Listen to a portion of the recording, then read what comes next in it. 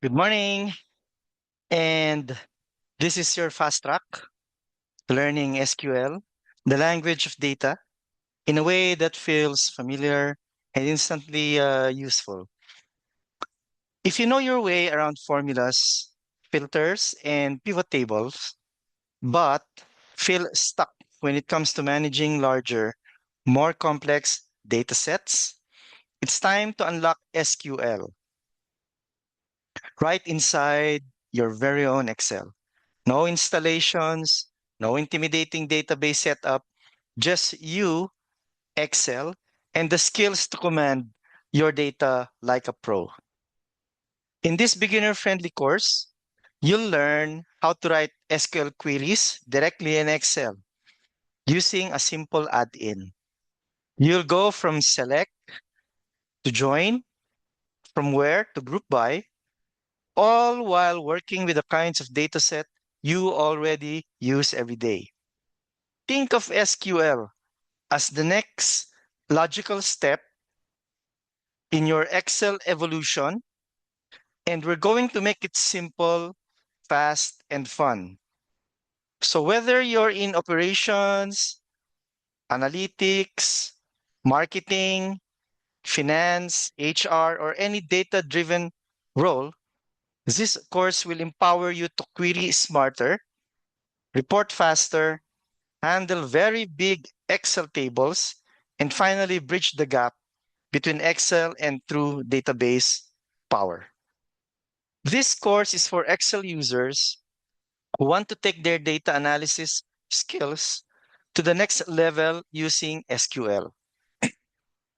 If you are a beginner who has never written an SQL query but is comfortable working with Excel data, or a student, career switcher looking to build practical job ready SQL skills within the familiar Excel environment, then this is definitely for you. Now, what are the requirements? No worries. You just need basic working knowledge of Microsoft Excel, like navigation, entering data, using simple formulas. Your Microsoft Excel should be version 2016 or later, which I assume most of you have. And it has to have access to the Get Add-ins feature, which is a standard. No prior experience with SQL or databases is required. This course is beginner friendly and starts with the basic. Of course, you must have a willingness to learn new ways to analyze and work with data more efficiently. And finally, just have fun, okay? We want you all to have fun while learning. Section one is the setup. Nothing fancy, nothing complicated, as I will show you. And it's called SQL Analysis Excel. This is where we're going to write and edit our SQL statements. It's pretty straightforward. And as we move along, we will see that it is going to give us some IntelliSense help also, like keyword searching, color coding, and stuff like that, as we start writing our statements. But at its surface, it's pretty simple. And that's why I chose it, because it's very simple and we can just learn SQL. Section 2, I'll show you how to familiarize ourselves with the SQL panel and navigate in the environment. Then we'll create our very first, very simple select statement. Now, to instantly discover the ease of doing things, the SQL way, and compare it with the Excel way, I'll begin each section with how this task is normally done. So the select keyword allows us to specify Which columns do we want from our Excel list? The second keyword that we're going to use here is from. This is to tell it which column we want. And to sort things out, we have the order by.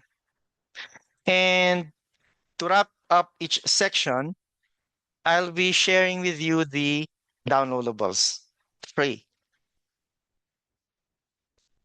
So in the previous section, we've got the select statement in there, right? Then there is the from. Those are standards within a select statement. Now we're bringing in the where clause to specify a condition or criteria to inform which records we want to return.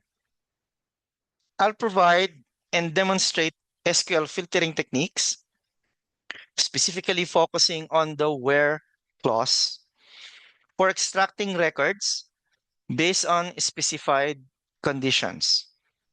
I'll explain the use of the logical operators such as and or, the between operator for selecting values within a range, the in, as well as the not in operator for including or excluding multiple values, and the like operator. This is for searching patterns in data. Additionally, I'll offer a tip on ensuring currency values are stored in numeric format when filtering SQL. We're going to be taking a look rather, at a handful of different aggregate type functions that we can work with to calculate data through our SQL select statements. We're going to take a look explicitly at three functions that you probably have worked with inside the Microsoft Excel. The first one is, I believe, the most important function found inside of all of Excel, but it's also very common inside of SQL statements. The sum function. The second one we're going to take a look at is the simple count function. So for example, inside of your meters list or products list, we might need to count how many products there are. And we might introduce a grouping, a sort of grouping, which we're going to talk about as well, to group our data by a certain category and then count how many items are there in each of those categories. The third function is the average function. Now, you've probably used average inside of Microsoft Excel. It essentially allows you to average a range of data. But same here with select statement. It's going to allow us to average the results of a specific column inside of our list.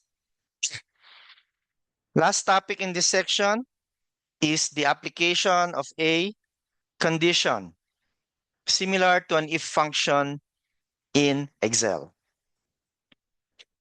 Section 5, I'll be guiding students on how to format Excel datasets as tables, name the tables appropriately, and write SQL using these table names. Another trick. I'll also be providing guidelines for referencing columns with spaces or special characters. Section 6, I'll explain SQL table joins. This is the counterpart of our very own Excel VLOOKUP or XLOOKUP. I will also be outlining best practices for preparing tables for joins, detailing inner join and left join types with their specific use cases. Now, this section is actually an advanced section, and I'm going to introduce the student to performing SQL in a true database, in particular, an SQL Server database. And this is where it gets exciting. This will be as simple as it can be for beginner audiences. We will not go through the hassle of creating a virtual machine. That task is for the DBA. Instead, everything will be installed on the student's local desktop or laptop. And all applications are free. Just simply log on, join me in this learning adventure, and resolve the question, can Excel still carry millions and billions of rows? For my demos, I'll be doing them in a separate videos. So thank you for listening, and I hope you will appreciate this, how life could be easier in your data analysis task when you add SQL in your skill set. So thank you and have a great day.